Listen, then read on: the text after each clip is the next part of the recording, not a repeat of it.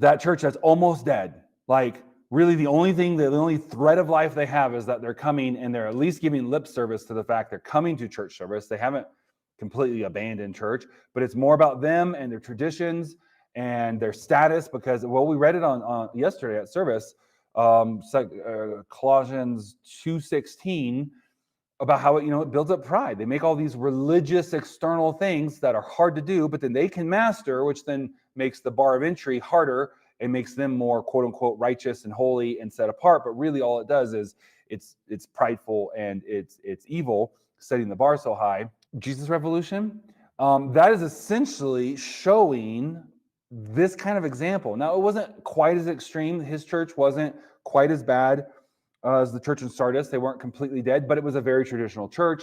They had their little chapel. They had, they were on their suits and ties and everyone dresses and bonnets, and they did their worship a certain way. And it was all very religious. And then the hippies started coming in and finding Jesus, and it brought life back to that church. And it 100% reconnected first the minister who had a crisis of faith of like, if we do this, I'm going to lose my church, the people who are actually paying tithes and supporting the church, but at the same time, this is what Jesus would do. Oh no, what do I do?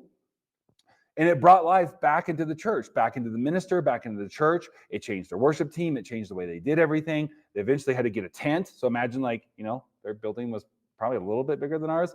And then imagine they had to go put up a big tent just to have church service. And some people left. Some people were like, they're not dressed the way we are. Some of them aren't even wearing shoes. They have long hair. Don't mind the hair. They're hippies. They smell weird. Like we don't, and it's that whole idea of, they need Jesus, but they can find him somewhere else. Or in this case, it's more of they can get cleaned up first. If they really want to find God, then why don't they go get a haircut and put on a suit and show up to church like a good American Christian, right?